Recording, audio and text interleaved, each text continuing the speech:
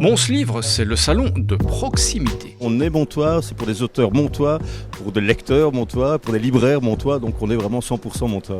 Ici, on rencontre des éditeurs pleins d'audace Ah oui, surtout actuellement, vraiment beaucoup d'audace. et des auteurs persévérants.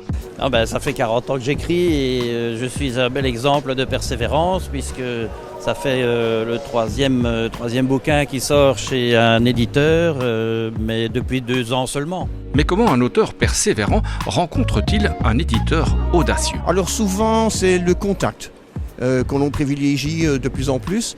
On me suggère la lecture d'un manuscrit ou tapisserie, comme vous voulez. Et déjà, c'est une première, si je puis dire, une sélection. C'est-à-dire qu'on se rend compte qu'en effet, il y a un intérêt littéraire, il y a une histoire qui est derrière. Des histoires, Françoise Oudard, l'autrice aux 20 romans, en a plein la tête. Elles sont quelque part dans ma tête. Il suffit aussi, il ne suffit pas de dire qu'on regarde autour de soi.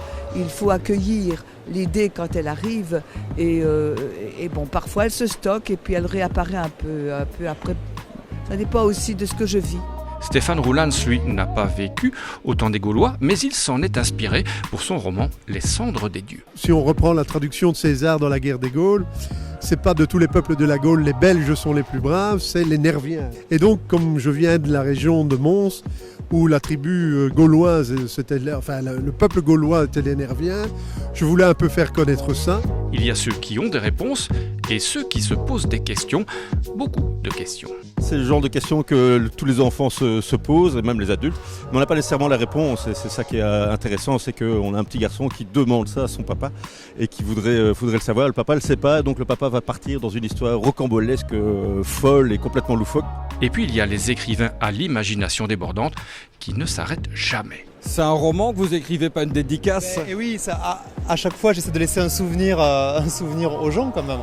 Et quand l'histoire est finie, elle recommence sous forme de papier recyclé. C'est pas un peu sacrilège, ça, de déchirer les pages d'un vieux livre? Oh, il vaut mieux ça que les jeter complètement. Au moins, ils ont une deuxième vie. Et là, ça fait quoi alors?